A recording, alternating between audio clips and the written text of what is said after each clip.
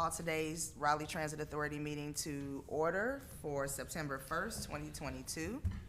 We will start the meeting with introductions from my left. I'm Linda Davis. I'm Joshua Gill. Nathan Spencer. Talulupe Omokaye. Karen Ringe. Bryce Connors. We have our new member, Bryce Connors, here. Welcome to the board of to the Raleigh Transit Authority. Board of directors have 50 meetings today. Welcome to the Raleigh Transit Authority. He's our new alternate member. He showed up to all of the committee meetings this past week to get a feel of the organization. He has a background in marketing from his org. I'm going to let him introduce himself, but he was a star in the marketing committee, and if you want him on any other committee, you're going to have to fight Karen to the death for him.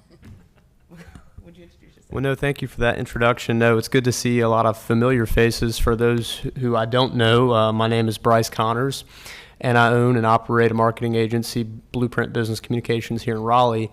It's through that I've gained a lot of experience servicing other municipal boards and organizations throughout our state. And probably earlier this year, when I started to see how important transit was as an issue that we face, that other communities face throughout the state, I became interested and thought that my skill set would provide some good, valuable insight to this board. But I'm looking forward to serving with you all. Thank you. We're looking forward to having you.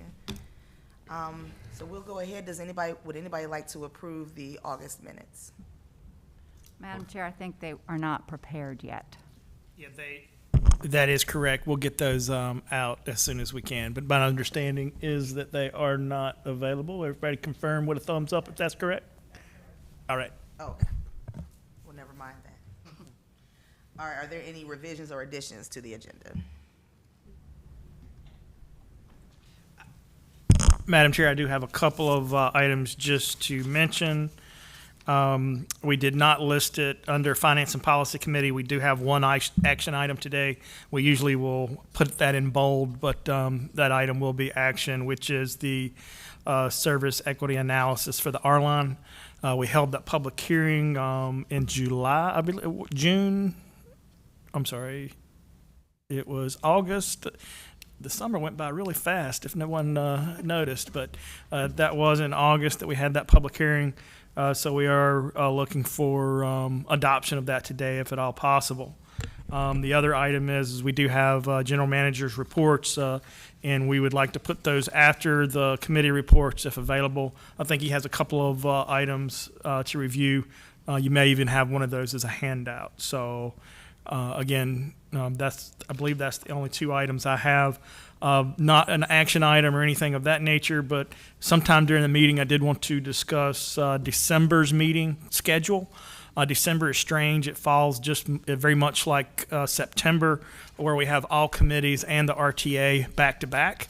And we are looking for a little bit of relief from that and moving that meeting potentially to the 15th of December if the board does not have any conflicts with that date and time. We would be meeting here in the chambers. They are available at 3:30 on the 15th of December. Again, we don't have to do that now, but just putting that out there early. Thank you.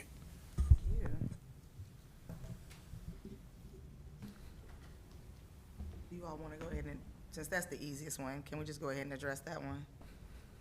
I move that we move the December meeting to December 15th, so it's on our calendars. Second. All right, it's been moved and properly seconded to move the December Transit Authority meeting from December 8th to December 15th. All in favor, please state your preference by saying aye. Aye. Hi. Opposed, please say nay. The ayes have it. We'll be moving our December Raleigh Transit Authority meeting to December 15th.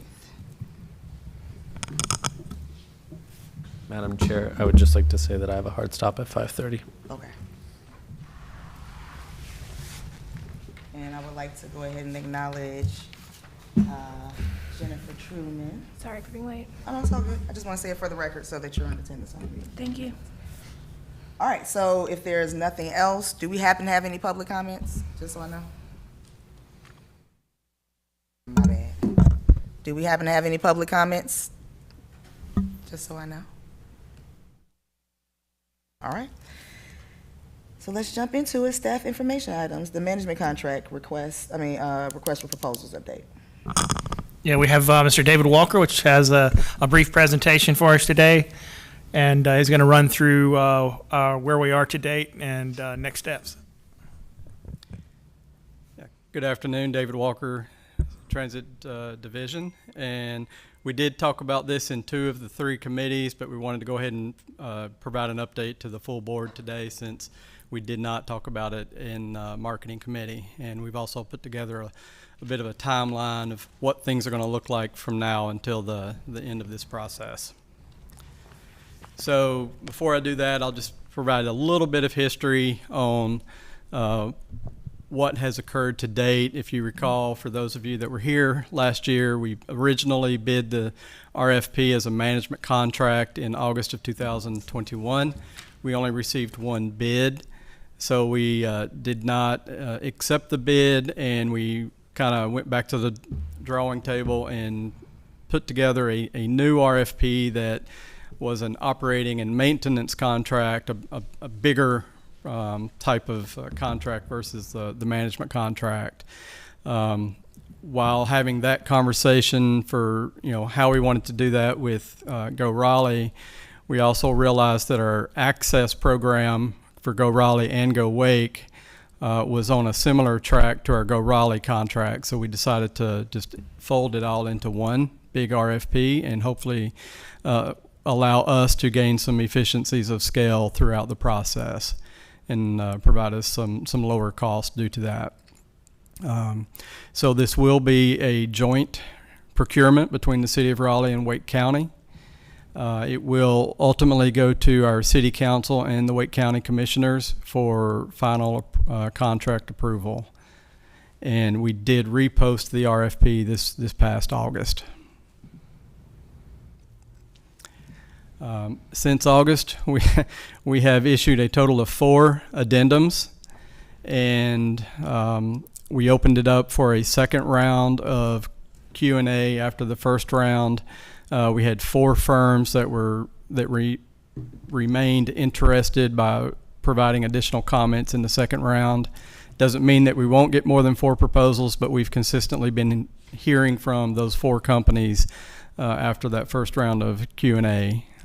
We've responded to a total of 328 questions, total of 52 written pages, and provided an additional 48 documents that we've collected from the 2 current providers to help the proposers complete their proposals, basically just giving them additional information.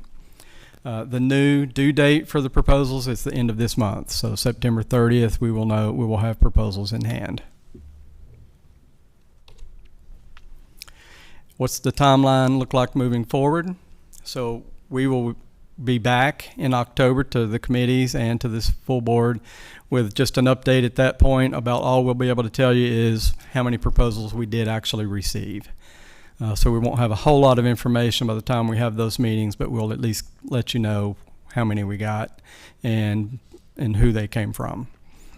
We're allowing up to 3 weeks for the selection panel to review the proposals, and then we're targeting that last week of October for the panel to get together, meet, review, discuss, and submit some initial bid tabs to see what the scoring looks like. We'll also soon thereafter determine if interviews are needed or if there's a clear and present leader in the pack, and we may just select to go with that one. It is likely, however, that we will schedule interviews, and we'll bring in at least 2 and potentially 3 firms for interviews. And we'll give you an update on what that looks like at the November committee meetings and full board. Question. Yes. Okay, no, you're answering it on my next slide. Okay.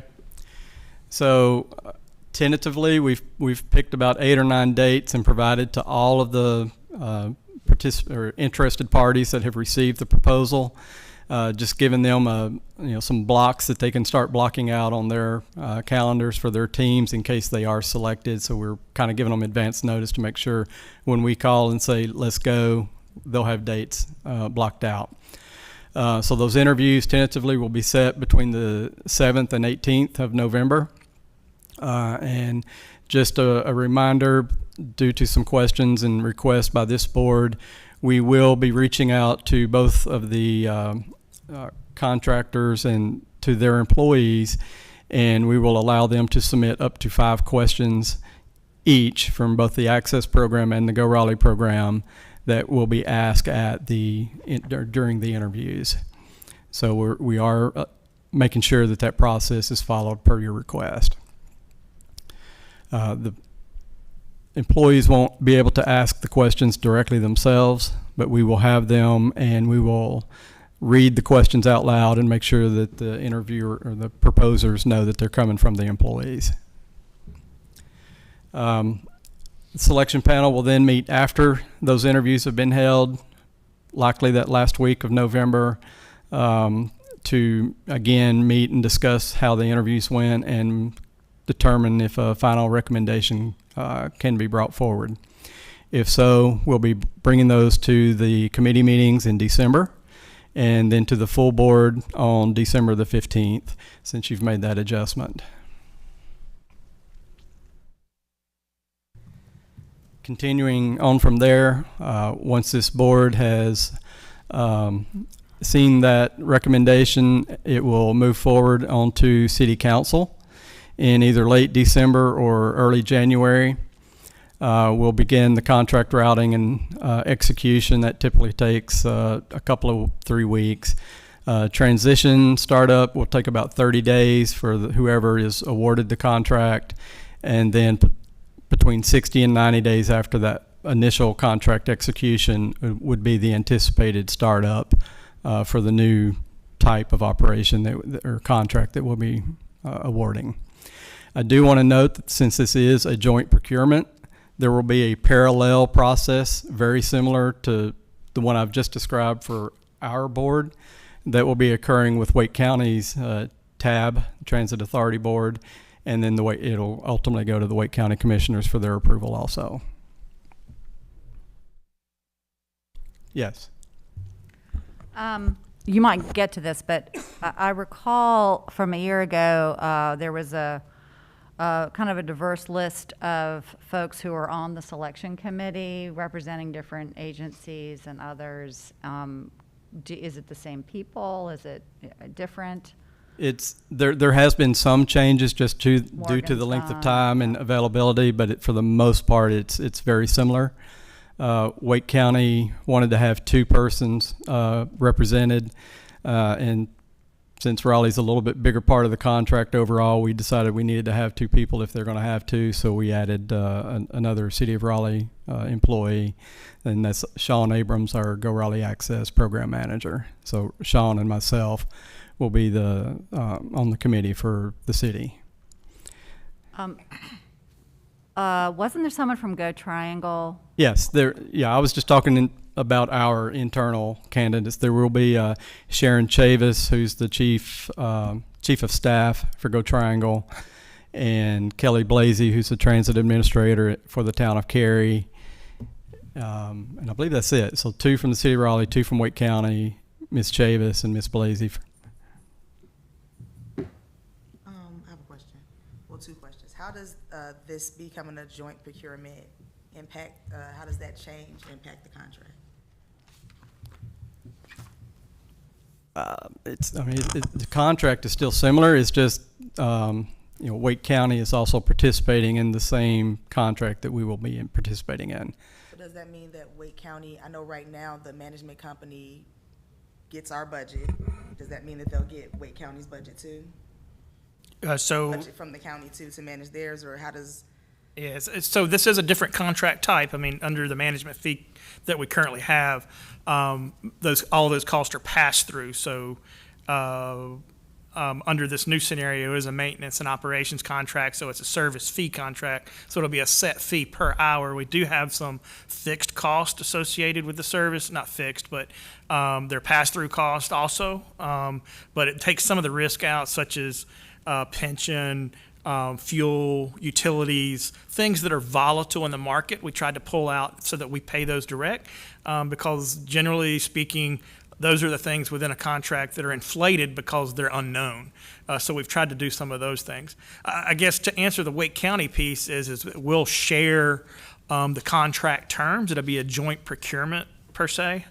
But as you think about the service, especially in a paratransit world, obviously that's what Wake County, they have their access program. They provide rural general public services. They provide Medicaid transportation, as well as transportation to a number of agencies within Wake County. So all of those agencies, as well as Wake County, and as well as Go Raleigh Access, in the greater scheme of things, is really just considered as a cost center. So as those trips are performed, they have a cost, depending upon the methodology of how that's generated. But it is just one joint contract, but everybody gets billed separately for their piece of the overall contract. Hopefully that makes sense. Well, what happens if we approve it, if the city approves the contract and the county doesn't, or the county approves it and the city doesn't? Then one or the other party would not be a part of the contract. Would it mean that the contract then has to be renegotiated? Not necessarily. I mean, either party could move forward independently, collectively, or not move forward. Okay. So is it like one contract with subcontracts type of thing, or? It's more of a joint, basically like a joint procurement, or a three-party procurement.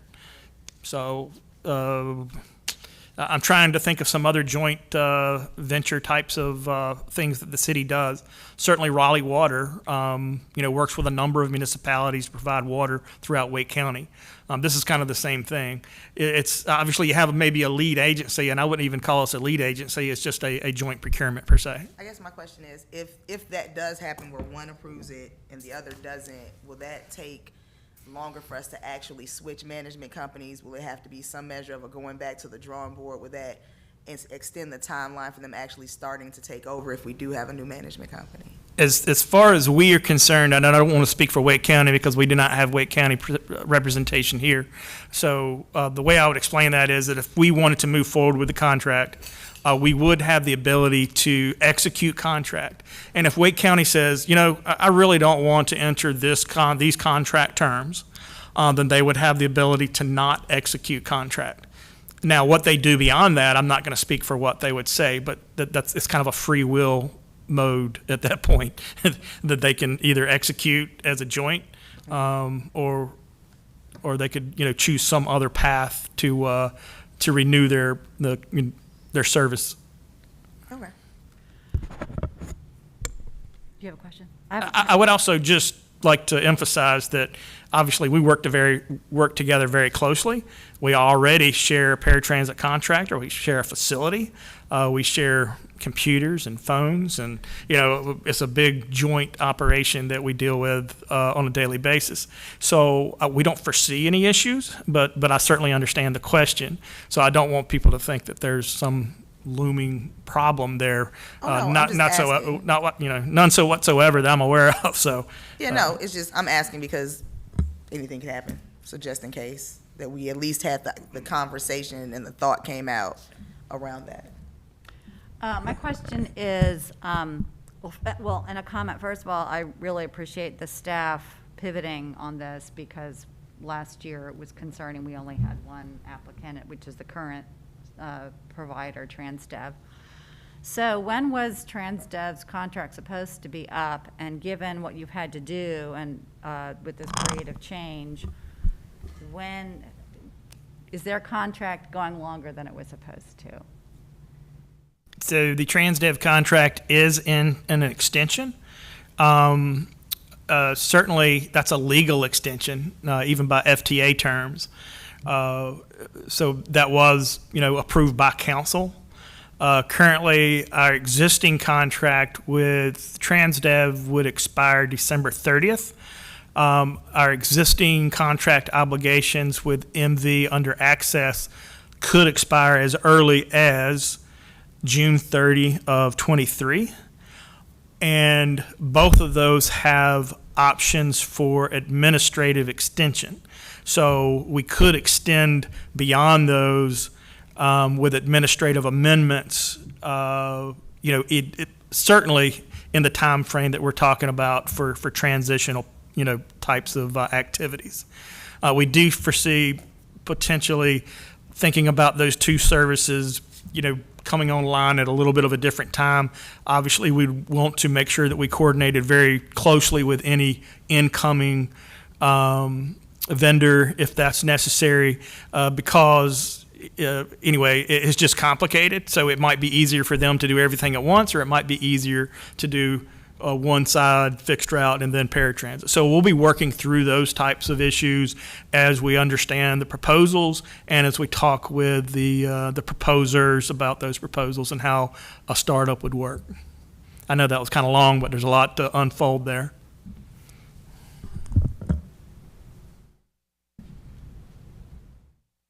Any other questions? Is there another slide? Yeah. All right, so at our Finance and Policy Committee yesterday, there was a request to see the scoring categories and the associated percentages associated with each categories. We've got those listed out here. You can see that 60% of the scoring will evolve around the management staff that are proposed and the management plan and operating methodology.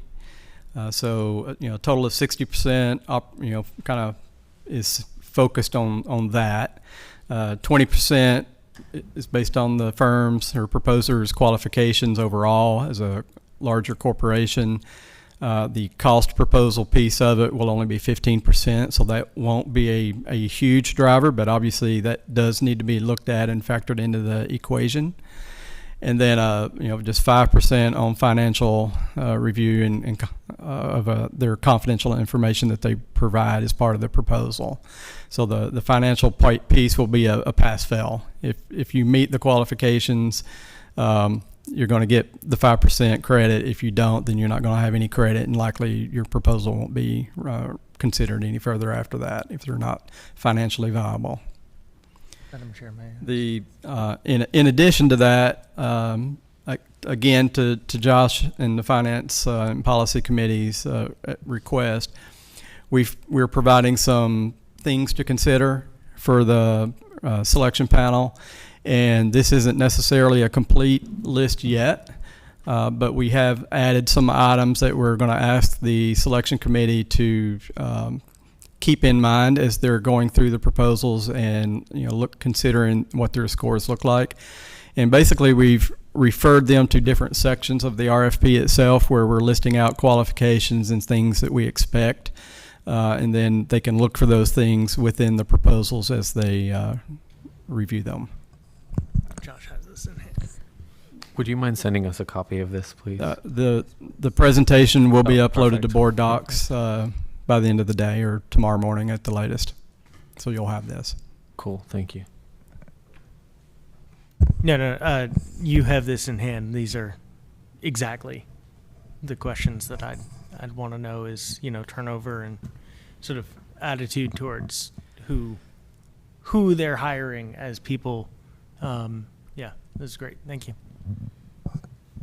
I would just like to see maybe employee wellness, like specifically spelled out in operating methodology and management plan. Like, how do they track that? Do they consider it? I know that we're looking at retention and training and things like that, but some of what we've been hearing have been past that, not just training and things of that nature or how long they can maintain employees that are unhappy, but how do they actually make sure that they have a healthy working relationship? I don't know how to state that in the line, but how do we make sure they have a healthy working relationship with their employees and operators? Is employee satisfaction on the second line under operating methodology and management plan? Yes, okay, I'll take that. And we do have, in one of the addendums, we spelled out that we want within the proposal itself, their benefit package to be addressed. So they can keep that kind of at a minimum, but we did, because they've got a page limit, so we didn't want to tell them they had to put all of their benefit package in within the document or their page limit, but we told them to give us your full benefit package, all the details within an attachment at the back. So they could, they could give us however many pages they've got towards that. So we'll have that information to review as well. My request is that we now take this sheet and put it in our proposal or in the RFP request going forward, that we have something like in there just to tell companies, because I didn't see anything like this in the actual RFP request. The sections, it's referencing the sections in the RFP that those are listed. Isn't that correct?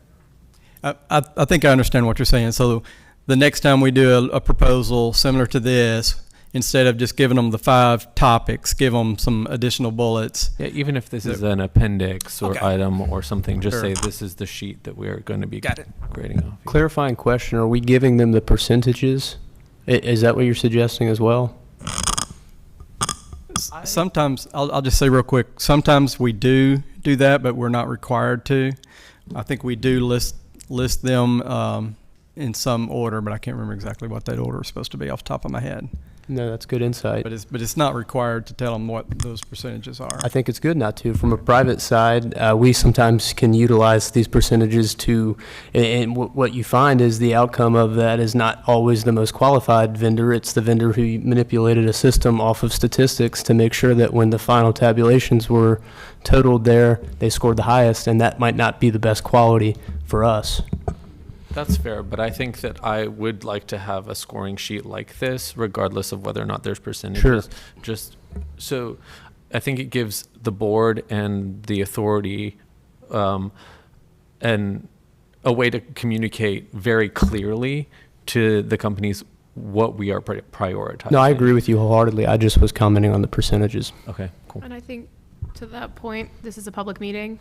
So if they're paying attention, they True. can watch this meeting on True. YouTube. So I think the intention is what Josh has talked about, which we've talked about a couple times, is to set what we think is important to be prioritized. I think everybody's saying the same thing. Yeah. We want this proposal in there, broken down, but maybe not giving us opportunity for anybody to cheat the system by adding percentages so that they can say, oh, okay, we're gonna pay more attention and beef up the operating mythology part, even if that's not really how they operate, right? So we want them to know what we're looking for, but not what we're scoring them on. But I do think that this needs to be in the contract. I'm sure that it will be, but this needs to be in the contract also. All right, and then I think this is our last slide. There was also a request or a question. Can the RTA members receive the proposals once they come in?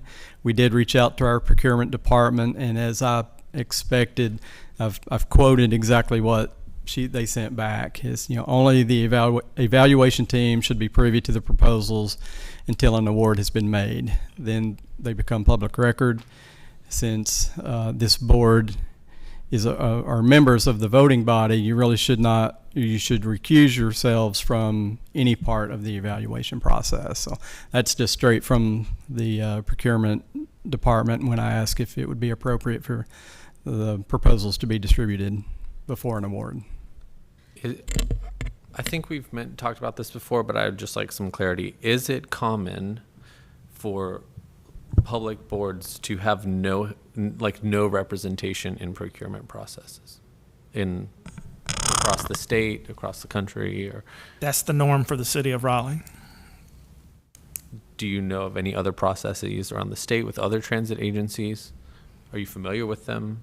I have participated on a number of non-municipal boards, and they have done much like we have. They have had review panels, and board members have been present at the interviews, but have not participated or received the proposals. I think, and I can confirm this and bring it back, but I believe Morgan Simmons, who used to be on our team, when she was in Winston-Salem, participated on a selection panel for the town of Greensboro. They did have one of their board members on the selection committee, and it caused a lot of issues with, I can't speak to all the things that happened, but there were protests, and there was just a lot of involvement and engagement going on that shouldn't have been going on, and then that member obviously became part of the voting panel before it was moved on to their city Oh, yeah, I council. So see. I think there's just a lot of caution that should be taken when looking at that. I know that we asked before for if there was a possibility for an operator to be a part of the evaluation team. I'll let David respond to that. Yeah, I think that's why we were holding back from the operator addition as well, because they are still a member of, direct employee of the organization.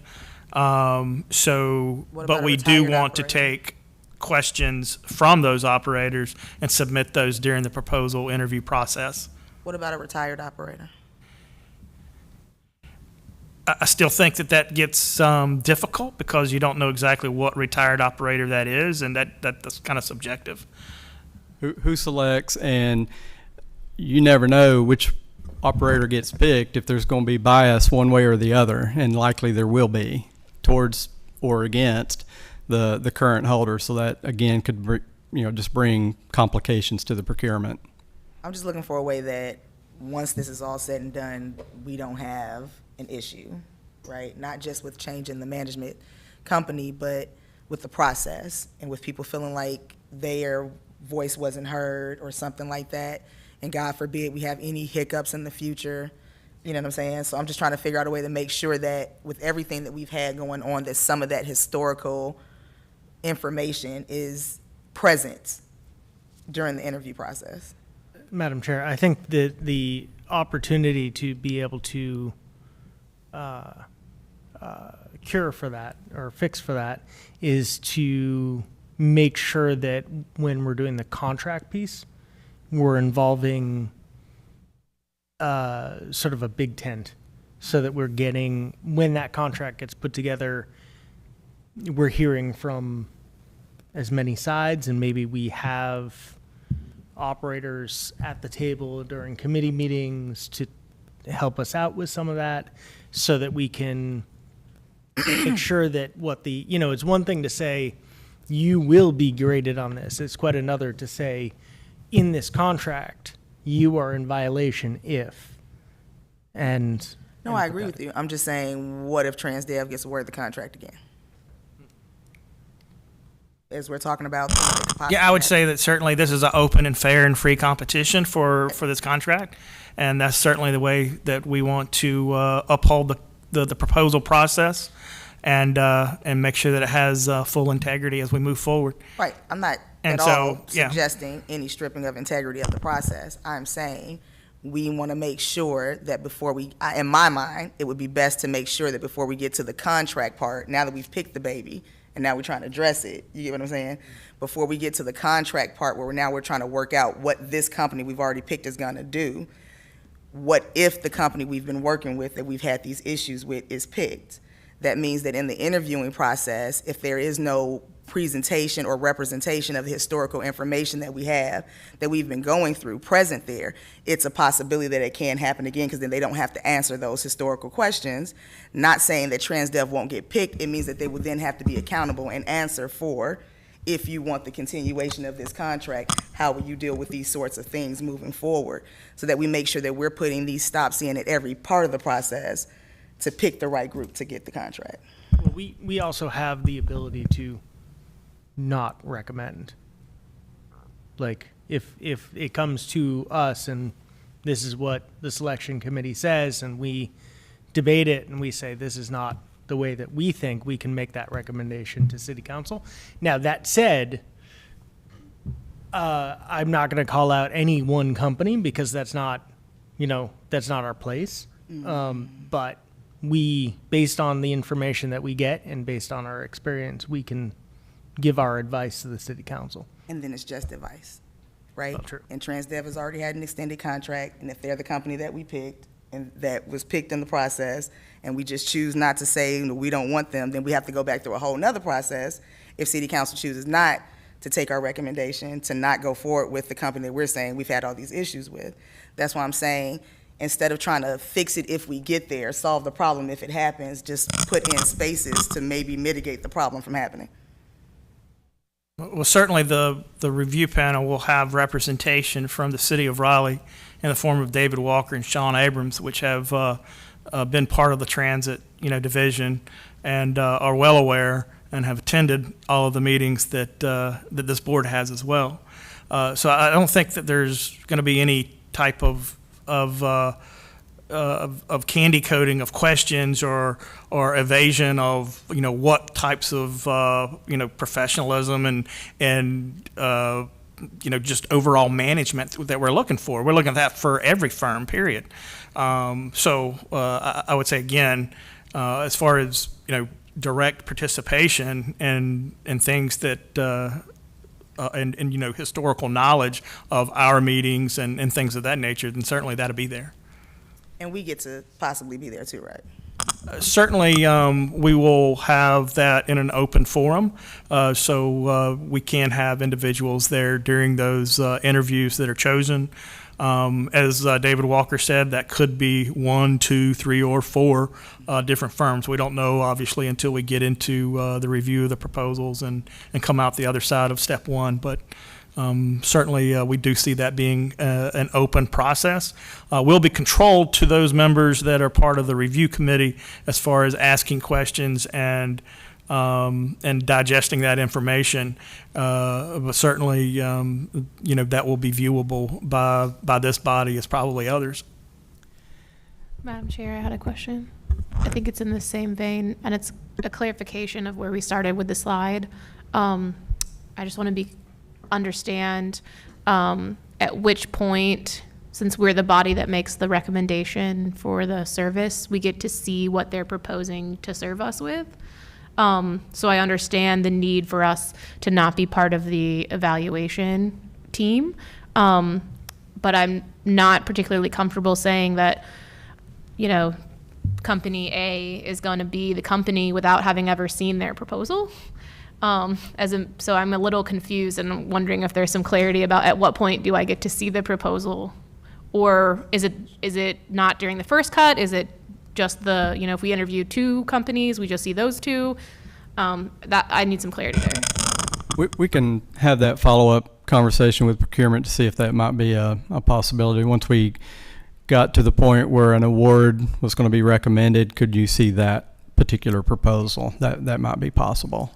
When we asked this question yesterday at the Finance and Policy Committee, there was some expression of concern about proprietary information, confidential information in these proposals just being emailed out.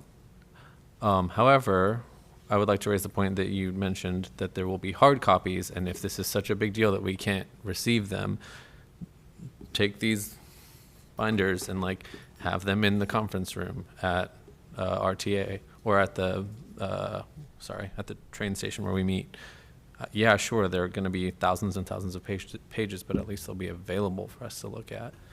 Yeah, again, we can follow up with procurement and see if that's an option. Again, to that point, if it gets distributed electronically to the board, there's always potential, not that anybody would, but there's always potential that it got leaked to somebody else. And then if the proposer that was being recommended for award, for whatever reason, that didn't happen, and we go to the number 2 to start negotiating, and number 2 got number 1's information, now, you've got a mess. So that's some of the reason for the, not secretiveness, but the need to keep them confidential until the award is made. I will say, to a point the chair made earlier, how do you, I think your comment was dress the baby after we pick the baby. I think those types of things can be and will be addressed in the contract negotiations. Something that we do not have today are liquidated damages. Liquidated damages are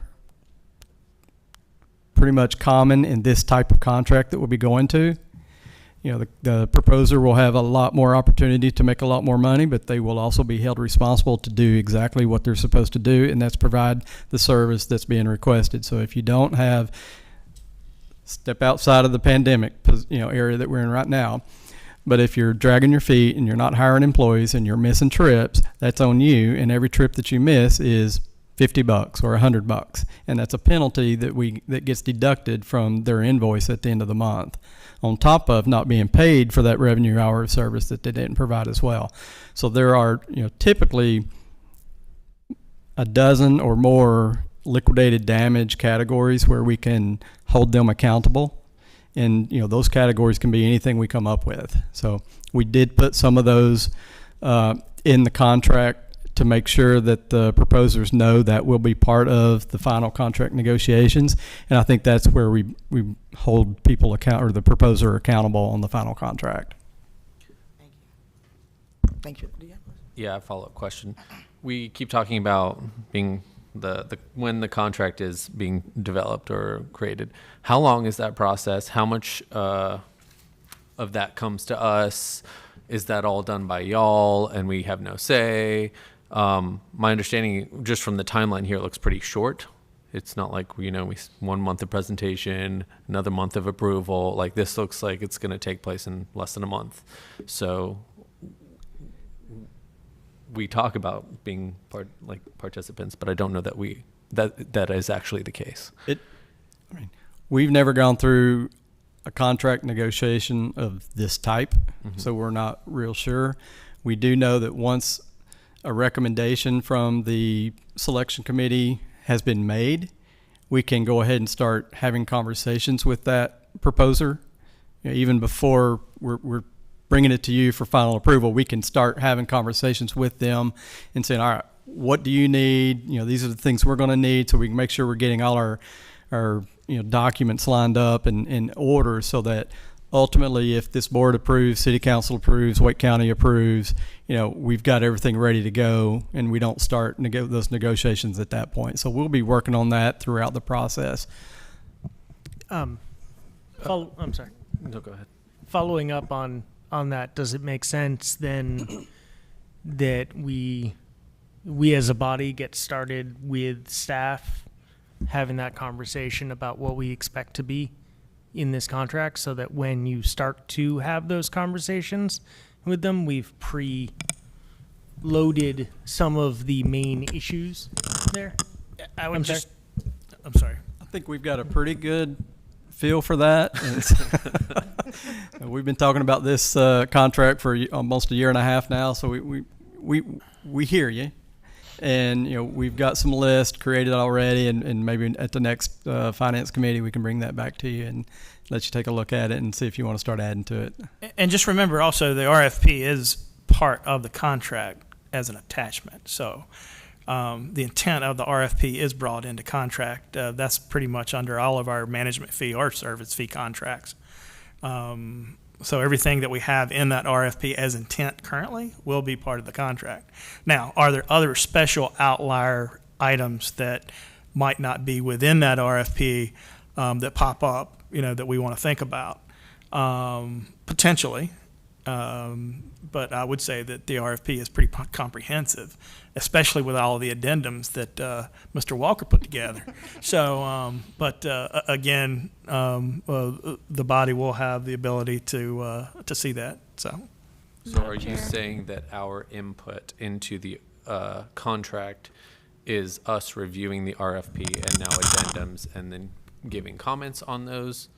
I would say if you would like to do that and get ahead of the curve, that's potentially a path, as well as we'll be sharing information as we can, but also trying to maintain somewhat of some form of a schedule, but also sharing that information with the body, which means that we might not be presenting this information to the body at a meeting. It may be through some other format when it's appropriate to do that, so that once we get procurement on board with how that will be distributed.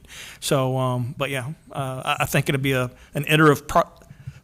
iterative process that will occur not just at these board meetings or not just at committee meetings, but everybody, kind of all hands on deck between now and January 1.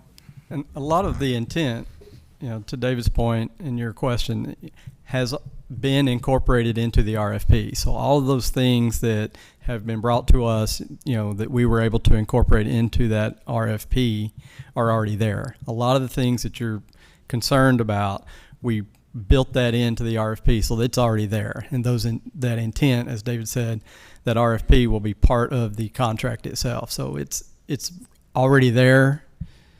You know, we can certainly make sure the final language in the contract, you know, references or points to that, or is, you know, even itemized separately. But the intent, the desire of this board to make sure that, you know, the employees are taken care of, that's in the RFP.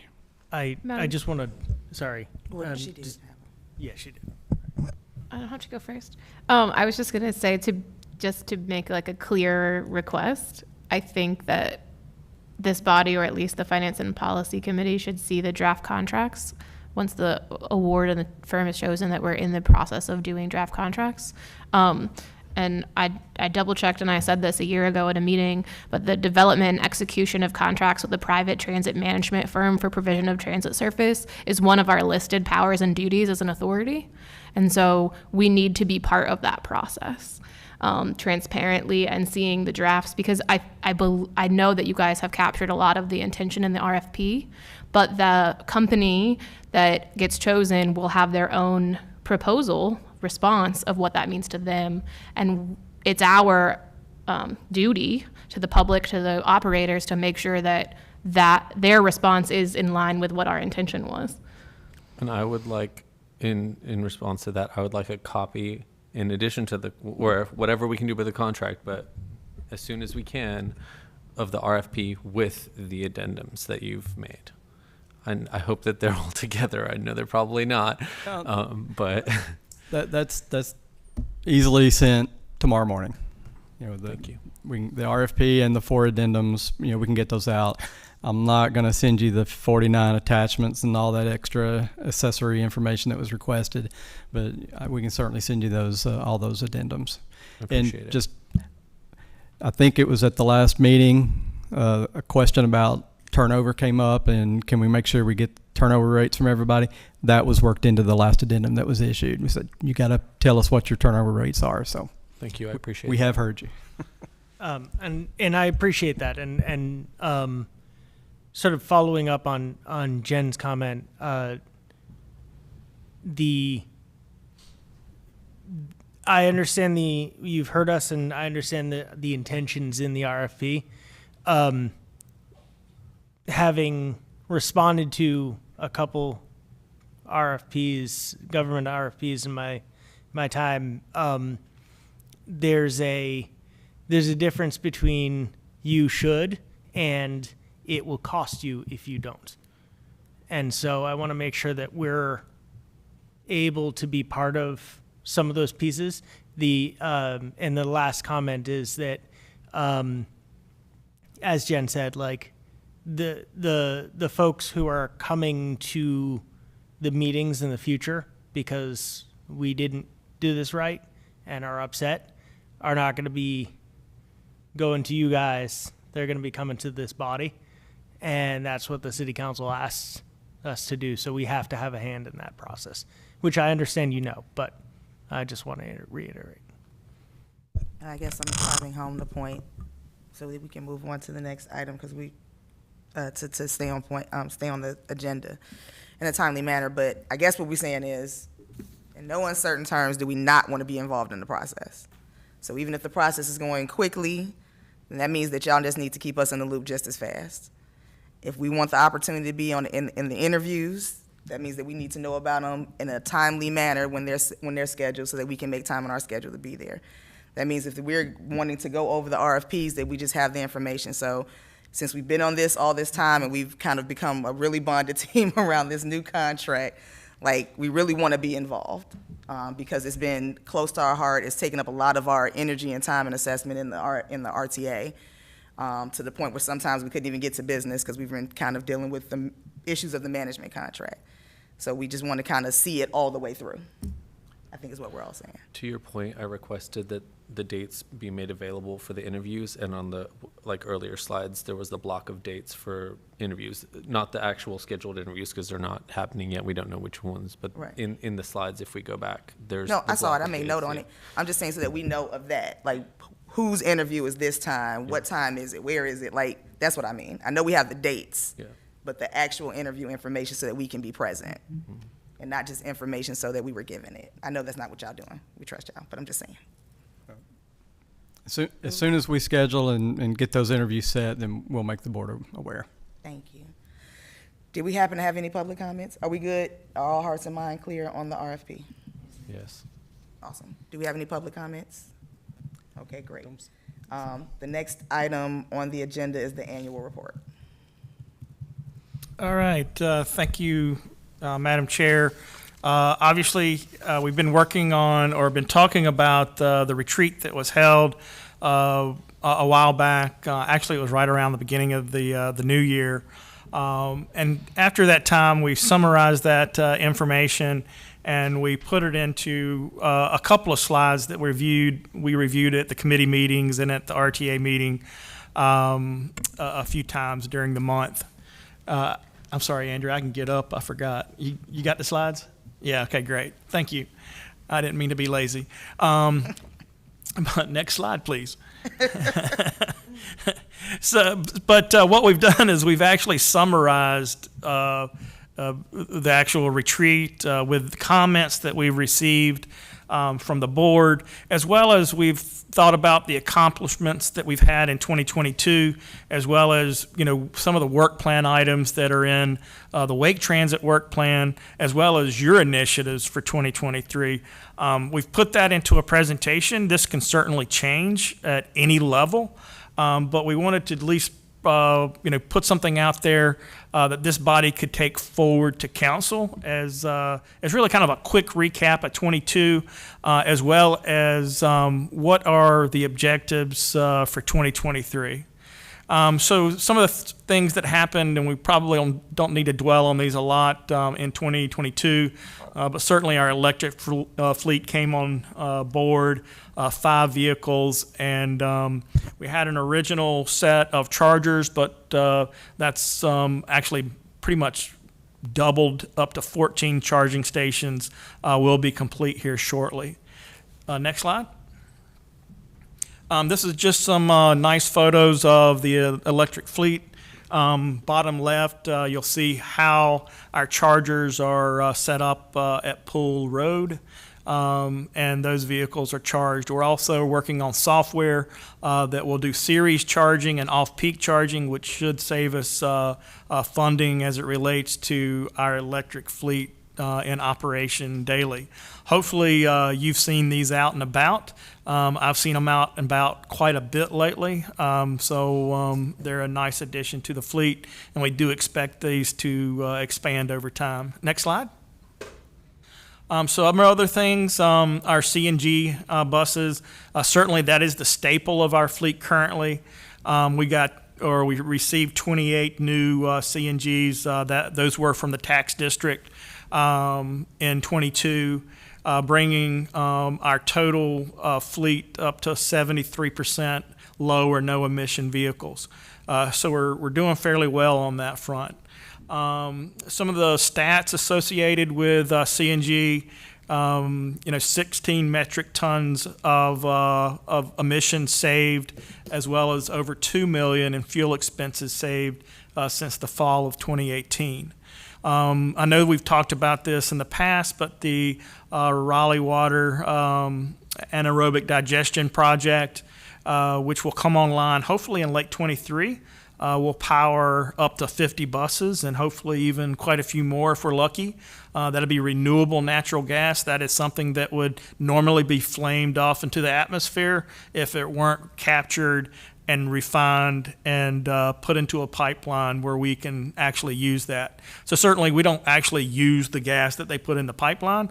We just pull out gas in an equal amount, and we pay basically what's a transfer fee to the utility for the gas being in the pipeline. We would also then pay Raleigh Water a fee for the gas, but I'm sure Raleigh Water is going to give us a great rate on our gas, much better than utility would. So we're looking forward to those savings as well. Next slide. And certainly, again, some of our newest fleet here, 2201.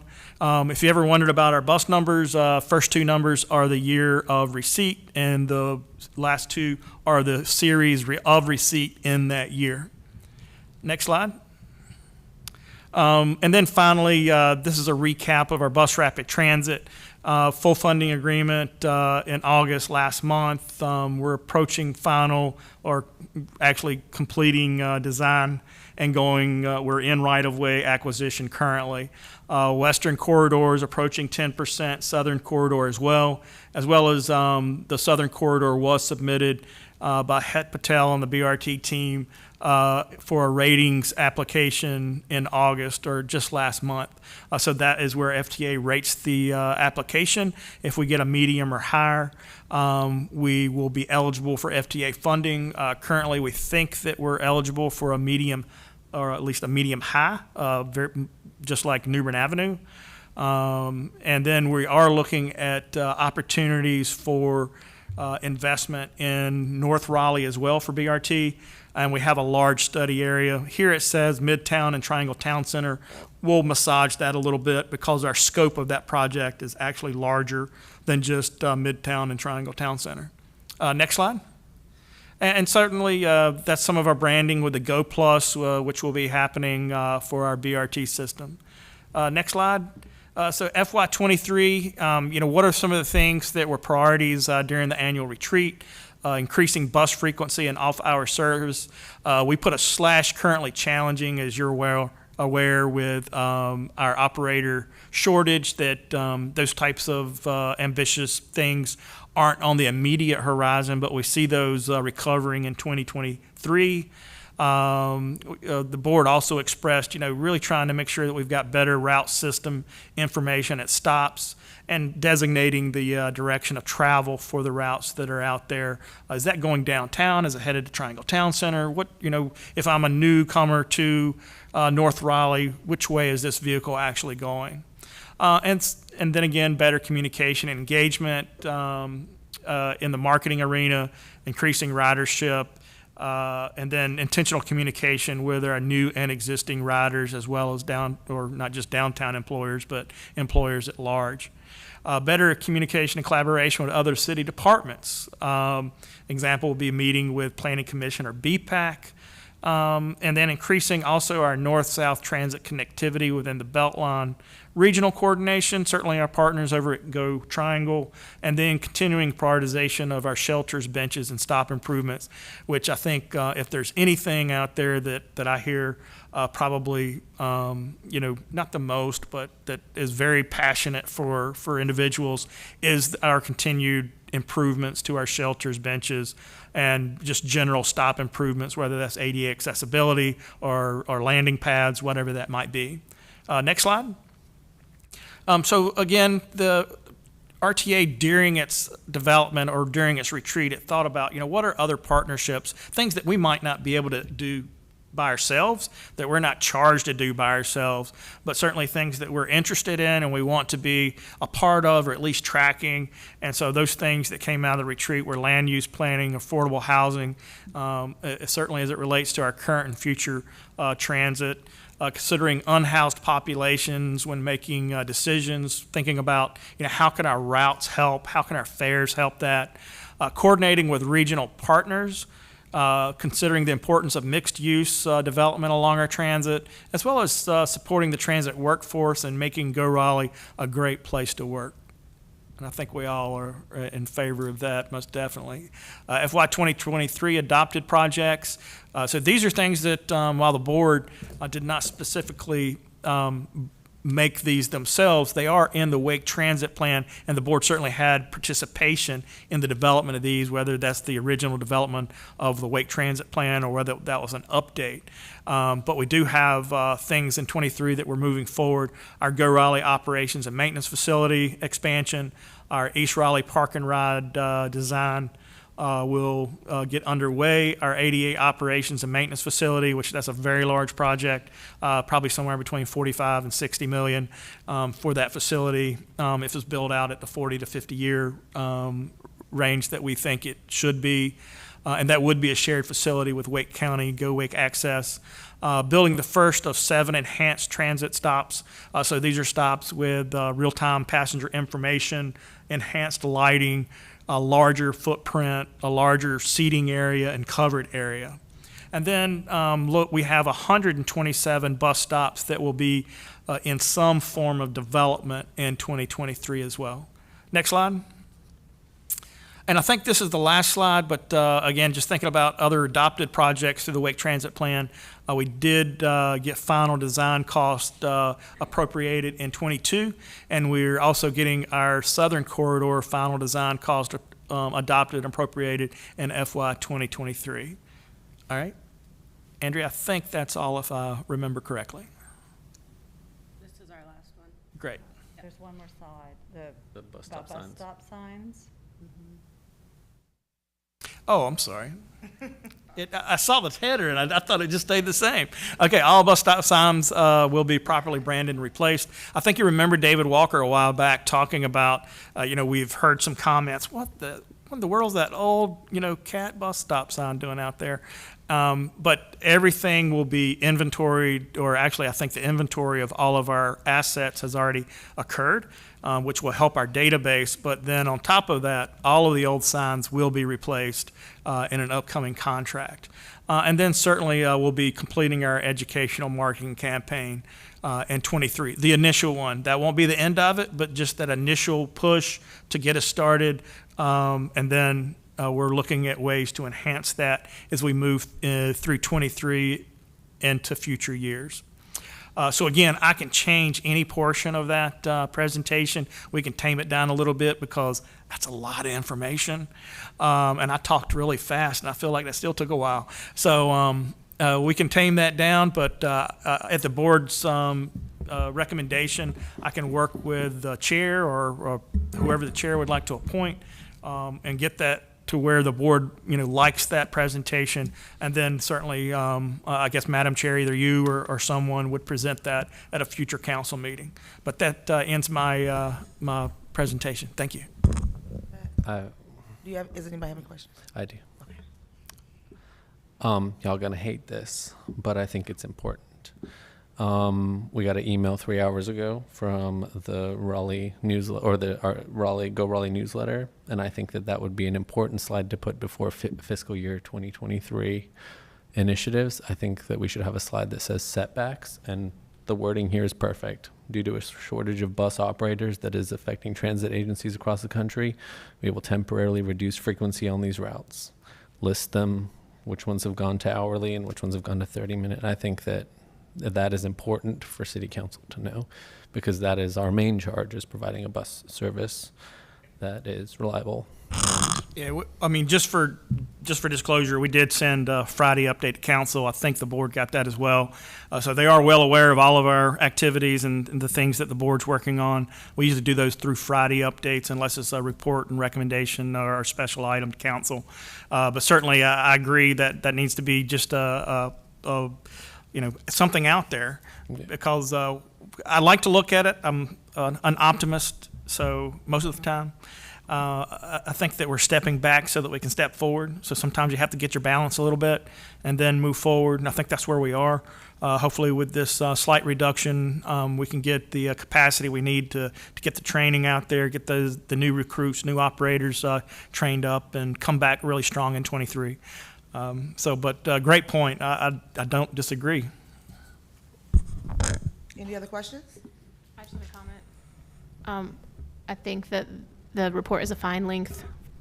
The Parks Commission's report and the BPAC's report are often this length, so when they present to council. So I think we're doing a lot of things, and I think it's good for it to be presented in such, it was high level, but it was detailed enough, so. Okay. Following up on your point, Jen, will you be giving this report to the city council or just letting them read it in their binder? This body will be presenting this to council. However you all would like to do that, I'll be happy to introduce, and I can present. In the past, I think the body has requested that I present maybe once or twice in my tenure, but most of the time the body in some form does present. Meaning us? That is Like correct. the chair. That's The correct. last time we presented, I presented some Okay. years ago, yeah. So, okay, so will you definitely let us know when that's gonna happen? And I second Josh's, I think Adding what's that going slide. on is really important.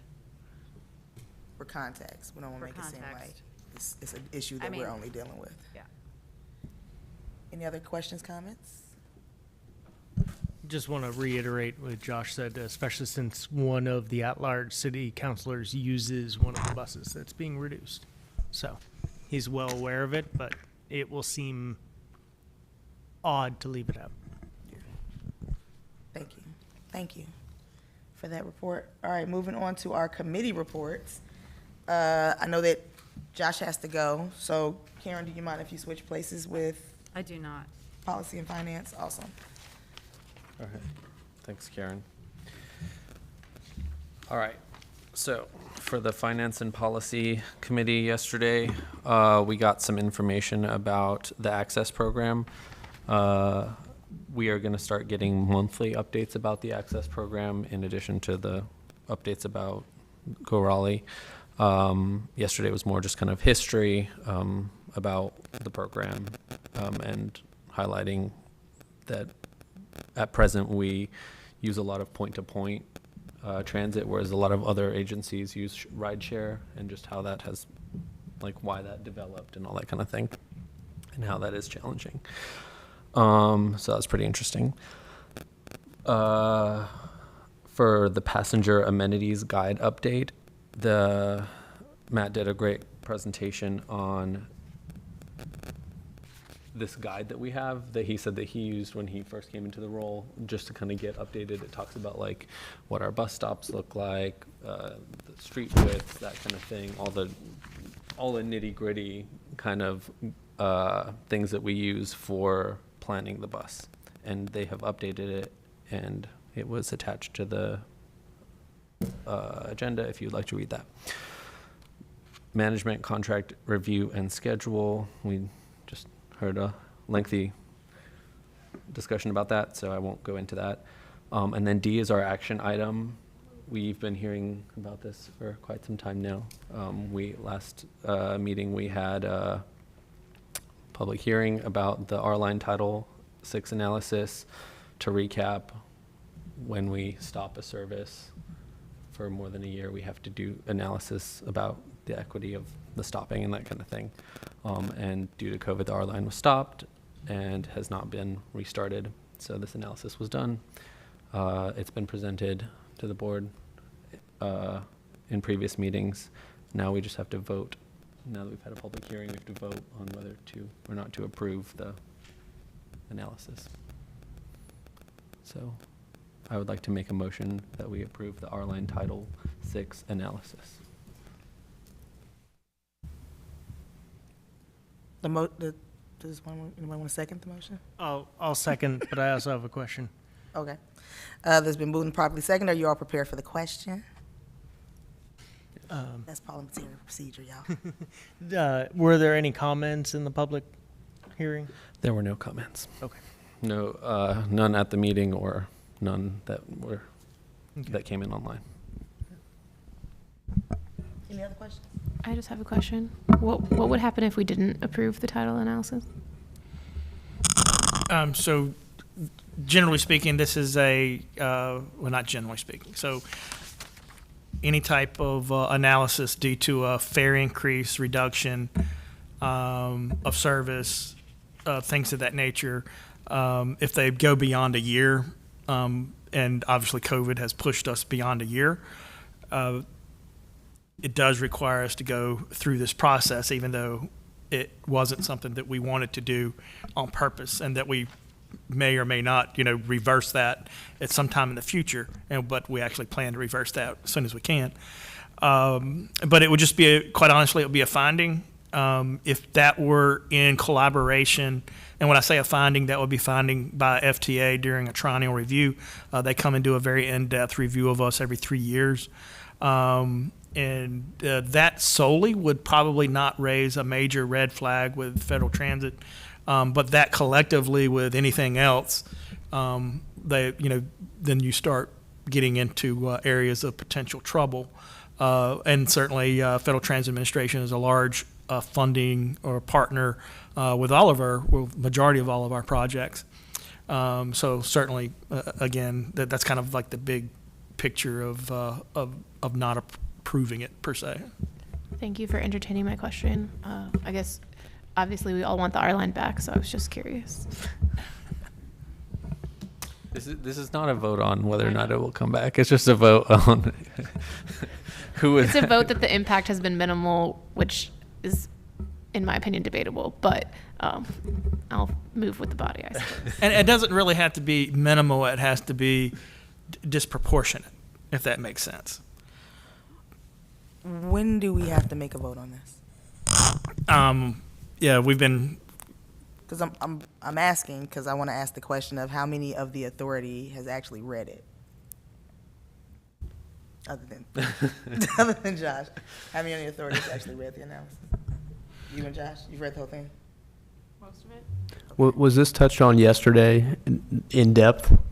Who was not. Okay. I'm only asking that because I can pose the question. It's been moved for us to vote on accepting it, but the majority of us have not read it. yeah, I've just, I understand if everybody wants to read it, but it's like the fourth month we've Yeah. brought it forward, so. Okay. Has someone made the motion? Yes, it's been seconded. Let's vote. Anybody else have any questions?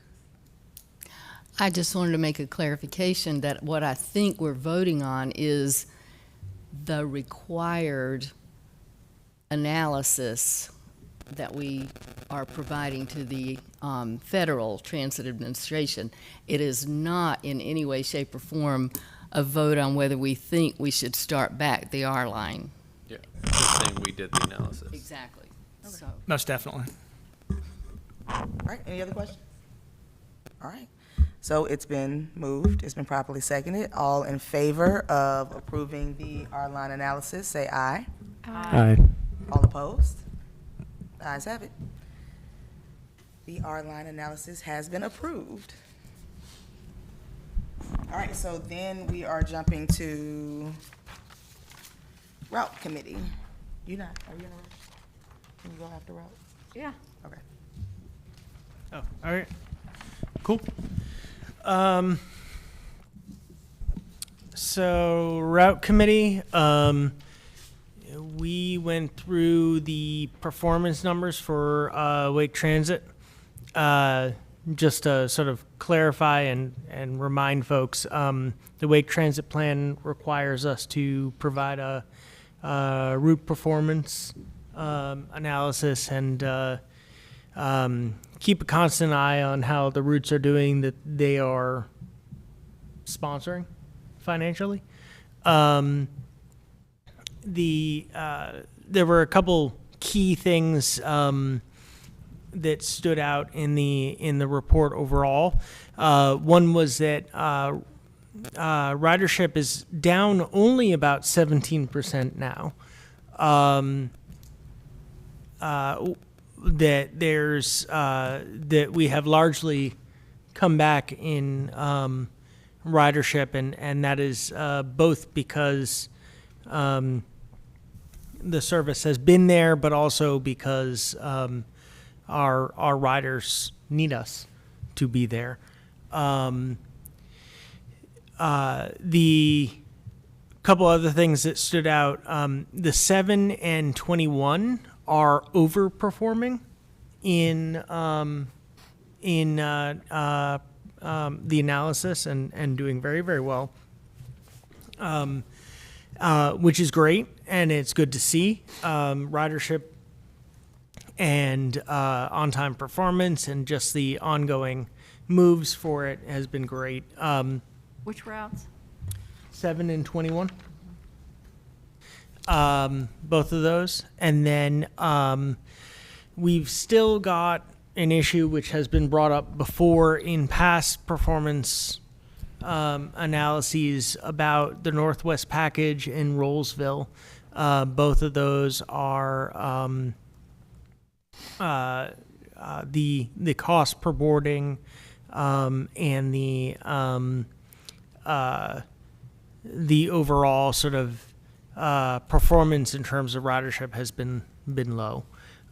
So there is some looking at this from multiple different angles by staff and trying to see how to come up with some solutions. We did have a conversation about the fact that both of those have started during the pandemic.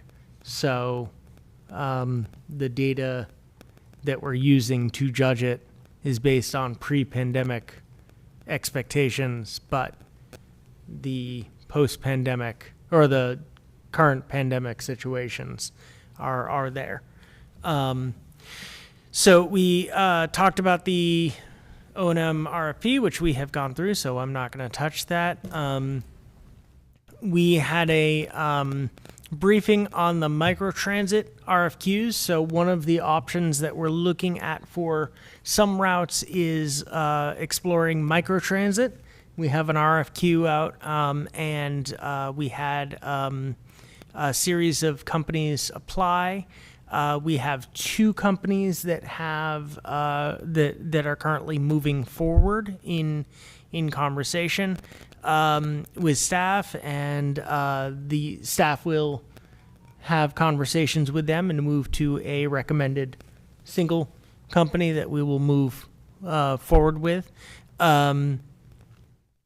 The microtransit is somewhat of a pilot for us, but there's some evidence within smaller agencies that it works fairly well. So for areas that are less dense, it may have some real value. Mr. Chair, can you, just for the record, remind us what microtransit means? Yes. And for the Sorry, public? that's a good call.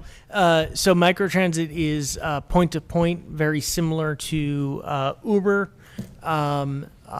service. It can be gated, which means that it can only be within certain areas. It can also be, you can adjust that point, so it can be door-to-door, like our Wake Access, where it picks you up at the door and takes you wherever you are going, or it can be picks you up at the corner or picks you up at the door, but takes you to the stop or takes you to a certain location. So I'm sorry? Is it the park and ride? Yeah, park and ride, or so there's a lot of different options. So we will see how this sort of comes together for us. There's been successful versions of this, and then there's been some wildly successful versions of this where agencies have been unable to afford it because people jump to it. I don't think we're looking at any of those, because these aren't routes where we're like replacing the 15 down Martin Luther King with point-to-point service. We're talking about places where ridership is pretty low, where sidewalks and bus stops are far between. So we're really talking about more sprawled area. We went through bus shelter stats. We are looking at probably about 87, almost 90% of riders being covered by shelters in the next 5 years, we expect. What's that number? I'm sorry? Can you repeat the number, please? Yes. 87% is the exact number, but almost 90% of all riders that are taking service will be covered by shelter in the next 5 years. If we take a snapshot of where we're at right now, of course that changes because people move, and also we are constantly evolving as shelters and growing the number of stops. We also literally this week got 30 more pedestal benches in stock, so those are being decided where those are going and being brought out. BRT route connections was our sort of big topic that we talked about. This was more of the beginning start of the conversation. So what we mean by BRT route connections is that Bus rapid transit is made to be that artery for our service, fast, very frequent service. So it doesn't make sense to duplicate and have your bus service go along the same route or similar route and then go downtown, but rather, somehow connect with your artery so that people can, rather than wait, sit on the bus for 10 more stops, jump on the BRT and be downtown or on their way to Cary or wherever. So the idea is we're starting to look at what that looks like en route. There's a fair amount of routes that are either currently or planned that will do some of this, but we are definitely looking at what the plan was 10 years ago when the Wake Transit Plan was sort of being proposed and, voted on versus where people are now. One of the things that they, staff noticed and noted was that originally there was an expectation that not a lot would change in north of New Bern, but not a whole lot would change south of New Bern, and that has not been the case. So, we're looking at how that will affect it and looking at better ways that we can serve people and get them to the places they want to go as we get service going. And the last thing we had is at this meeting last month, we had a comment regarding overtime and some question about like some serious overtime. We looked at overtime hours of the new run pick. There's some significant overtime, but for the most part, it is fairly minimal. I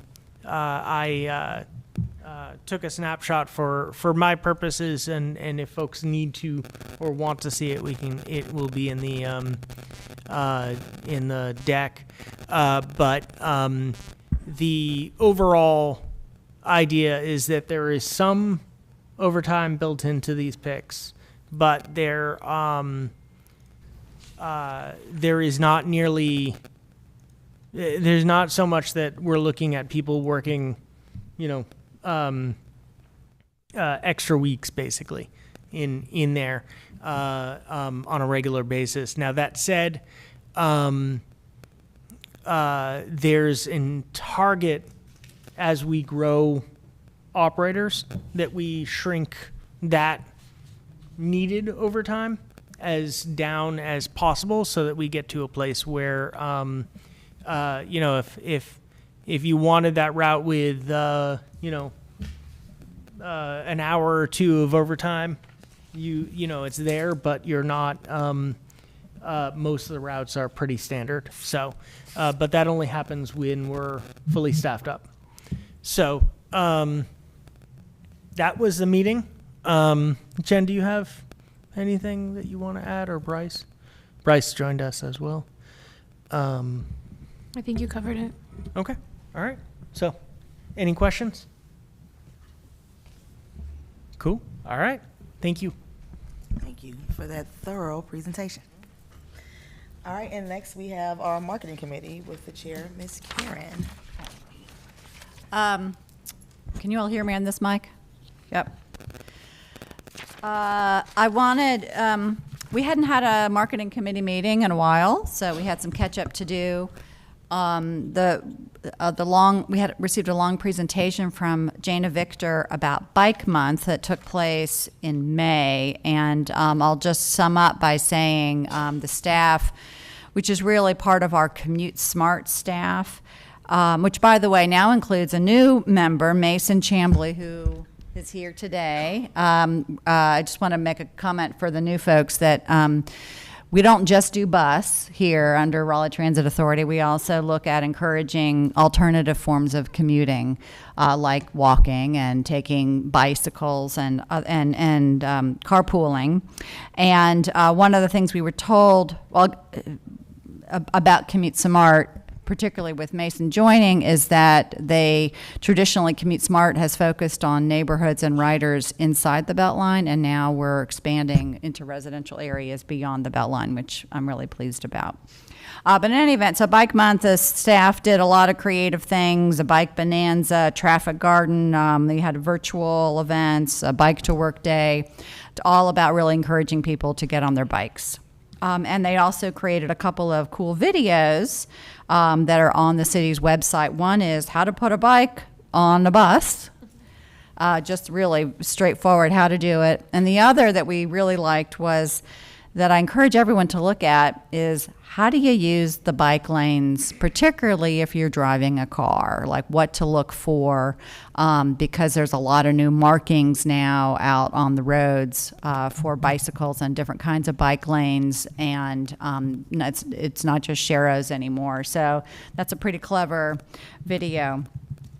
And then lastly, if you didn't know, what was the Citrix bike share program, that contract ended with Citrix. It's now just been renamed the Cardinal Bike Share, which is a generic name until we get another corporate sponsor.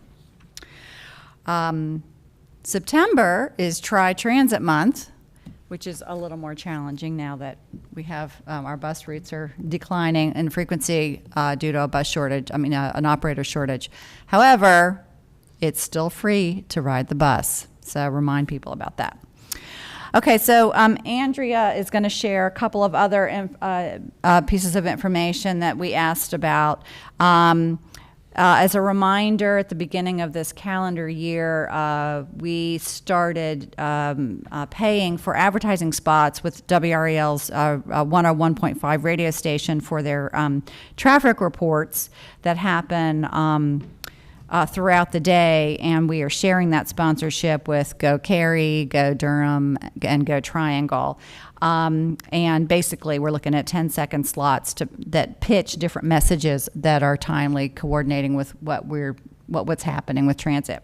So long story short, we're continuing to see a positive correlation between spending money for those traffic report ads and mentions of Go Raleigh, et cetera, with additional web hits or hits on our website within a 15-minute period. And staff is doing a great job monitoring that, and we will continue to look at that as we consider if we're going to do this next year and spend the money on it, which is costing us $2,000 a month, which is not very much. Secondly, we did ask about, because we all know that there is a shortage of bus operators, TransDev, our operating management company, did reach out to Go Raleigh staff to assist with helping advertise, to encourage members of the public to apply to work with Go Raleigh. And the staff we're going to show you some of the ads and how, if you can throw that up, some of the ways that some of the images that are being used for the advertising, trying to encourage folks to come drive our buses. And they're doing this in a number of ways. With digital ads, billboards, at job fairs, NNO-sponsored emails. And there was a special video with My Carolina that I happened to see, or that actually Andrea sent out to us to all look at. And we are paying for the ads out of our marketing budget. So it seems like a useful thing to be spending money on at this time. So thanks for that. And then lastly, I wanted to mention that we started a conversation about should we be developing or assessing how much money we're spending on marketing and advertising. And that is really being driven because, as David pointed out, one of our goals from our last retreat was to increase emphasis on marketing and advertising to help continue to build ridership, which, as we know, has been challenged because of COVID. But we are continuing, because of the Wake Transit Plan, to expand new routes and to increase frequency eventually. And then we're all looking towards the future when bus rapid transit will be happening. So we've just asked the staff to help us with a conversation to look at what they have learned. Particularly since Andrew's been on staff, she's been following and trying a number of different ways to do ads to build ridership. A lot with money from from Wake Transit, in addition to our own Go Raleigh funds for marketing. She's tried radio, we've tried print ads, digital ads, et cetera. So we want to have a continued conversation about should we be asking Wake Transit plan for more money in the future for this. So if you're interested in having the conversation, I invite you to our next meeting, which is the first Thursday of the month. Anything y'all want to add to that? Anyone? Any questions or comments? LaPonda was there with us too, but she's not here tonight. I have a question. I've had a couple of NC State students as school gets back into session that I've run into various places ask, where can I get a bus pass so I can not just ride the Wolf Line but ride the other bus, who are ecstatic to find out that the bus was free but otherwise previously did not know that the bus was free. And I don't think I'm the best avenue of purveying that piece of information to all NC State students. So I'm wondering, since we operate the Wolf Line, if there's something we can do to be clearer that you can ride any Go Raleigh bus for free, not just the Wolf Line right now. So future riders forever, if we can capture them, right? So. Well, Go Raleigh doesn't operate the Wolf Line. Yeah, that's correct. but But we nonetheless, work I very hear your closely point. with the university, and, Yeah. and certainly we can make sure that's part of, specifically, we work very closely with the transportation department, which is where all the students go to get their passes. So we'll just make sure that that's part of their messaging. But that's a great idea. We haven't done that in the past, but that does need to be done. I mean, even an ad in the Technician on our list of newspapers at the start of the That's year might actually make great, a yeah. difference. I really appreciate that. That seems well placed, particularly since it's the beginning of the school year, and we want people to ride the bus. So, There's also not an insignificant number of foreign students who are here for a semester, a year, who probably won't buy a car, and they'd be great riders. do students need to have a pass to ride the Wolf Line? I No, thought you don't. They don't. No, but so when I was a student, we were told to get a Go Raleigh pass because we used to give them out through the NC State Transportation Office. And so that was advertised that you went to go get a pass. But obviously that isn't necessary anymore, but people come from all over where transportation isn't free. So those are the people that are asking the question. Do we know, does anyone know if there is, like just with the city of Raleigh, we have a listserv for people interested in transportation. Do we know if students get that kind of info? We can find out. I'm sure that every student at NC State pays what shows up on their invoice as a transportation fee. So I'm not sure what types of communication might come with that, but we can certainly work with the Department of Transportation and determine, Yeah. How we can make How sure best, that yeah, for messaging is social- out. I mean, social media, and obviously. then how that can be relayed to, but really just all students, even non-English speaking, how do we reach the full body and make sure that that's distributed. So that's a great idea. Yeah, and also the NC State radio station that I still listen to is they run PSAs Yeah. for feel-good stuff. I bet they would do a PSA about this. Since it is the beginning of the school year, I would also say while we're looking into it to include Meredith and William Peace universities, because there'll be students And there. Shaw. Shaw, and it's- St. Augustine's who do need to, use the bus for internships, jobs, whatever. Yeah, that was gonna be my comment about just the colleges in the area, like getting into their newspaper or what means of awareness that they have to talk about, the free fares and different routes and things like that. Yeah, and you've got an advocate over at William Peace, Jennifer Suarez, who used to run a podcast solely dedicated to transit, is their community engagement person or marketing person.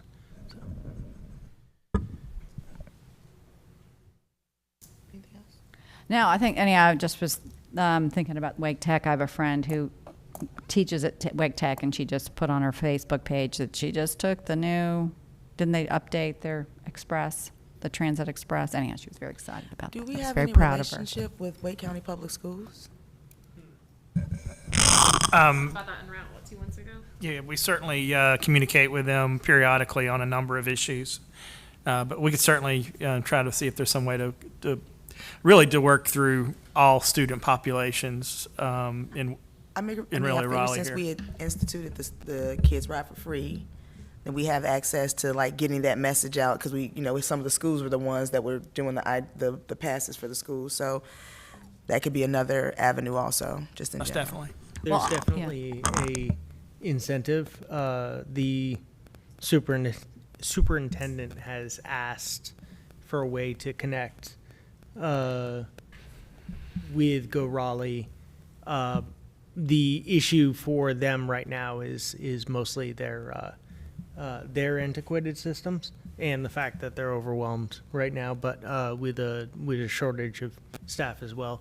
But there's definitely interest in there. There's I know definitely we talked about like the logistics of it at Route, right? But I'm just thinking in the marketing brain that we're in right now is like the team obviously has great graphics that we've been putting out to the general population, but like just making sure that those flyers get to the people who hand out the parking passes at every high school, so that they can also hand out you can also ride the bus for free instead of paying for a parking pass, might be like a good first step.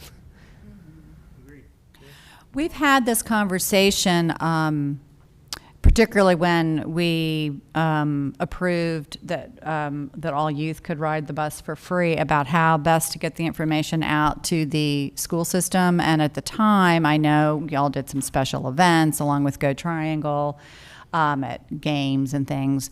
But I also recall that that the Twitter, the school system's Twitter is followed by a large percentage of the students, and that they pay attention, snow days and things. But in any event, that's at the time I remember having a conversation with Tim, who I think was head of communications, that they could put it out on their Twitter feed. So in any event, it's well-timed request we could put in. Oh man, I just had the weirdest thought. Go Raleigh sponsored a Go Day instead of a snow day. I'm old. Sorry. I like it. I like it. I like it. Or even connect it to some of their homecomings. To do something around that would be cool. Okay, well, thanks, Andrea, for all the things you're going to do now. Are there any other questions? Thank you, Karen, for your report. All right, it looks like the last thing on our list is a GM report from Mr. Byron Burnett.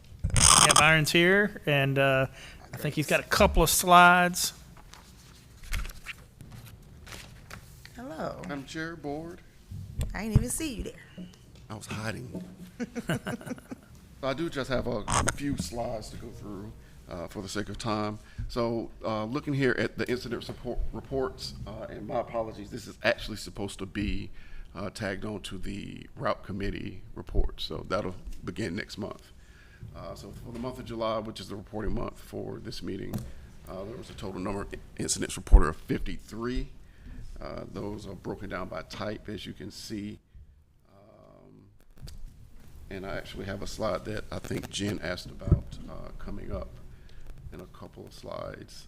Here's the year to date, so up to 205, and as you can see, the trend continues where the majority falls into this other category. Typically, that's something that probably should go on a site report versus on an incident report.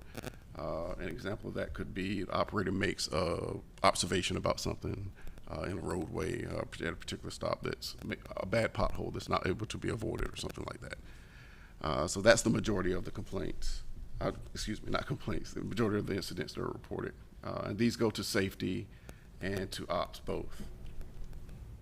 So I think this is what Jen had a question about a few meetings ago. She was wondering if there was some sort of correlation between the increase in ridership and the number of incidents reported. And it does seem to be there is some slight bump as we went from very low in January, February to starting to see this large increase in incidents being reported, kind of following along with a little bump in the ridership. So that orange line is the ridership. It's relatively flat when compared to itself. Put it on this graph with the incidents being reported. You do notice, like I said, that kind of bump going from February of this year to March of this year. Any questions about incidents? I think I have one more slide. Can we go back a slide? Okay. Year to date or the Yeah, July? that's perfect. YTD. With the operator complaints, is there any way for us to get data points on what those complaints are to better the operator's experience? So typically that's, like I mentioned, it's more so of an observation type thing. It's probably not the best nomenclature. We'll probably be looking at that as well. But that was what was put together in the spreadsheet in the database. Thank you. I have a question. Passenger injuries, what type of injuries? So this is not necessarily an injury, but at least the claim of an injury. So for instance, someone trips getting on the ramp, someone trips on the sidewalk approaching the bus. So those things are reported just for the sake of future liability concerns. And what sort of complaints do the passengers have? So for instance, passengers could complain that they smell something on the bus, and it could very well just be pretty much anything. And what were the outcome of the 7 assaults on operators? So that's year to date. Thinking back on all of them, so in every event we obviously the buses are surveilled with cameras, so we provide that information to RPD. Those individuals are then automatically trespassed if we can locate them and get their identification information, in addition to whatever other means can be brought to them depending on the type of assault. Do we then give our operators some level of support, not just time off, but mental health support or something like that after they've had an issue with an assault with the passenger? Certainly. So we have in the past with these assaults offered as much time as operators need, as well as, we have an EAP program at Go Raleigh. So all those things are afforded to them and offered to them during that time. Have any charges been pressed against the assailants? I am aware of one person being incarcerated, yes. What does operator complaint mean? Like I was telling our new member, that's probably some bad nomenclature. We'll get that addressed, but it's more so a other or catch-all category. Usually it's some sort of observation by an operator, probably more suited for a site report versus an incident report. Okay. Sorry. No worries.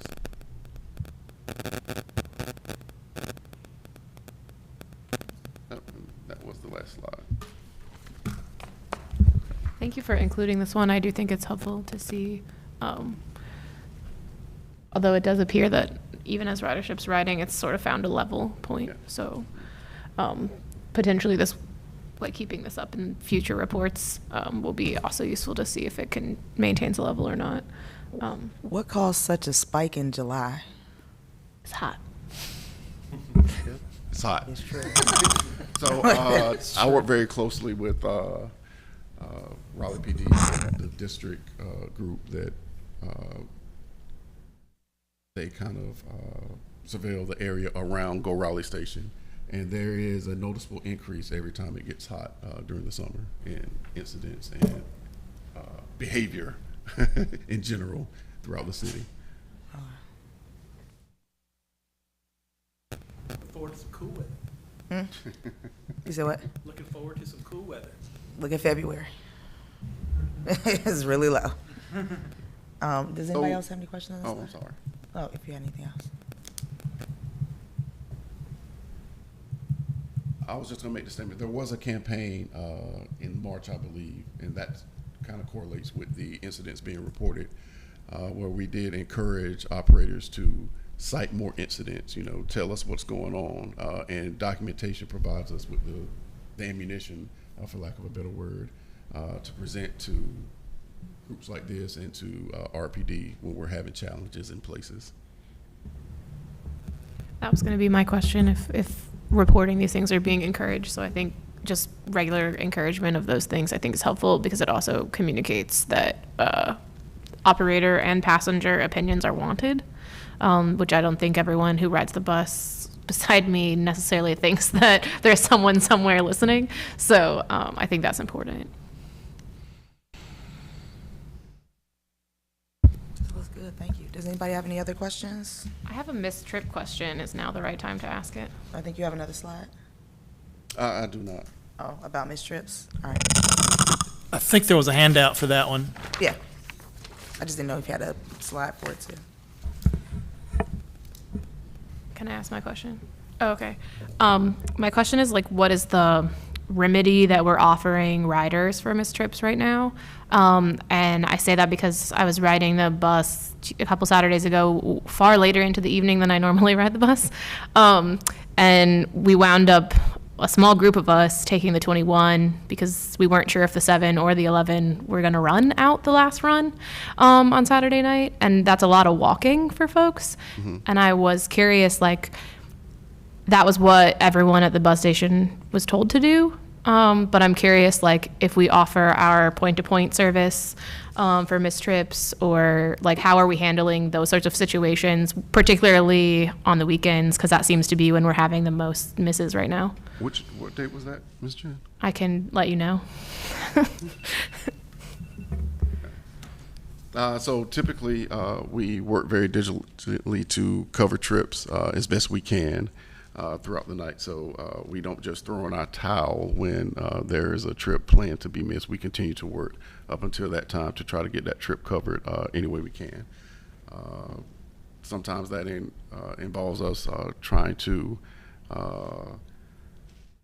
ask if anyone is willing to do an extra trip that is getting off work. And I'm very proud of our operators. A lot of them do support us and support the city in providing that additional help throughout the evening. As a fail-safe, we do try to work very diligently. Our road supervisors collaborating with the dispatch staff that are still on it and later in the evening to cover the later trips in particular, because we don't want to leave anyone stranded. And I'm almost scared to mention it in a public forum, but when there are smaller amounts of people that maybe we missed a final trip on any particular route, the road supervisors are required to close out the station. So it's not uncommon that we give rides in the road supervisor vehicles to those that may have missed that last trip as well.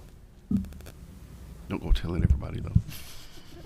And in response to that, thank you for doing that, because those walks are not always safe. Yeah. And there was an incident in Tennessee this week that sort of speaks to that danger. So I think, it's great that there is something that the staff really tries to do. So appreciate that. Any additional questions? Thank you for your report this month. All right, no worries. Thank you. See, that was a way different experience than usual. I think that we're good. Are there any other questions or concerns from the Transit Authority or staff? I have one thing I just wanted to note from the performance reports. Mm-hmm. First, to clarify, these year-to-dates would be the whole fiscal year, because it was June, right? That is correct. If they were June, then they are, depending upon the report, they will report just June, okay. But the year-to-date would reflect a full fiscal year. Okay. So as I was looking at the pre-COVID base year comparison, in June, we had 9 routes with higher ridership than in June 2019, which is really impressive. COVID recovery. And then if you look at the year-to-dates, it's slightly different routes, but there were 10 routes that had year-to-dates better than in 2019. And I think as we talk about performance, it's really important to note when we're winning and COVID response of certain routes rates that are responding to pre-COVID levels and exceeding them on certain routes is a really good win. So thanks, y'all. Thank you. I have one concluding piece. I'd like Route Committee to take a look at fares, not necessarily bringing them back. And I want to be very, very clear that we are not. I am not interested in necessarily bringing them back, and I'm not.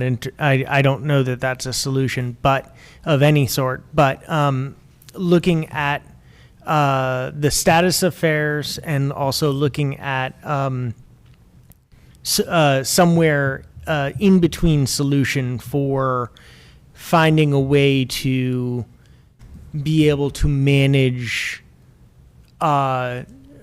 riders that are not behaving themselves on our system in a way that is better, especially when it's free. So there's been some talk of a couple different options. So I'd like Route Committee to explore that. I think that's a great idea. Policy. We also have a standing request to submit that to Finance and Policy from the last meeting, just as a FYI. Perfect. And let's also, while we're doing that, research if we did bring routes back, what could we use that money for? Could we use it for our operators? Could we give them better benefits? Could we raise their salaries? 100% free fares is not sustainable forever. Yes. So, we can address that in the committee. We're not talking Thank about it you. now. I'm just saying, while we're talking about not bringing them back, let's talk about if we do, what could we use the money for? I would also, just to put it in the air, be requesting the cost of actual fare recovery, like in terms of the assets that we use and the systems and the data that we use to, and like the security people who come and take the money to the bank and all that kind of stuff. And in that same vein, we talked earlier about money we're losing from companies that we transport for free that pay us to do that. So while we're talking about not having fares on the buses just from the riders paying their fare, there's money we're losing out from corporations that pay us so that their riders don't have to, pay fares. Mm-hmm. So there's a whole lot that is included in fares, and not just, from safety of operators to revenue to everything. Of course, if we're talking about fares at all, we should just look at it all before we make a decision. Madam Chair, just real quick, if you don't mind. With that item, which is a huge item, and if we're going to be putting that into two committees, I would recommend that we might want to think about having, if we don't run into a quorum, and we'll have to figure that out, either a special subcommittee or something, because what I don't want to happen is have two different conversations regarding the same information in two different committees, and they kind of polarized, go in different directions. I think that needs to be a collective, conversation, because we will be taking the same information with recommendations from this body, hopefully as well, to council sometime this fiscal year, obviously, and probably a lot sooner in the budget process than historically we have, because this is a big decision point. So it's just a recommendation. Certainly we'll yield to the board. Is there an opportunity or to the authority, if anybody would be interested in that next month, like maybe having a special committee for anybody who wants to be involved to discuss this? Because I think that even if you're not on policy and finance or route, all of us have some, even marketing has some input and ideas on it. So I think that you're right. Instead of splitting it into two committees, us having a special committee to discuss I it. think a special committee or a special meeting that could include public comment on this, because I think we've gotten emails with public opinion on fares as well. So either maybe not the first one. I think would need to have a lot of information and background about the questions that Chair has brought up. But I think, anyways, a special committee or a series of special meetings that allow public comment might seem like the right way. I could see a special committee and then a special meeting. Like once we get our duckies in a row and understand what we're thinking, whether we all agree or not, but at least we have informed information from all of our opinions, and then we can have more to say to people when they come up for public comment. to speak. So are we saying we want to make this a focus of next month's meeting, or we want a board meeting, or we want to create a whole new meeting? A whole new meeting, a special committee meeting, or just like not a whole authority meeting, but a special committee meeting to whoever wants to go to it. So it's not the whole authority to discuss this and have staff present to us about some of the, like what we were talking about, cost, loss, benefits, pros and cons of us reinstituting fairs. So as a next step, staff will get out an email to the full board announcing the special committee purpose and need, request volunteers from that. Depending upon what comes back, we'll obviously need to make sure that we don't have a quorum if that's going to be in a committee environment, or others can attend, but they just can't be the core committee. And so, and Madam Chair, I'll work with you to determine who's in that core committee. Again, it doesn't mean that others can't attend. It's just that that core committee would be the ones that would actually have to, if you wanted to use that committee to bring something forward to the full board, that would need to have a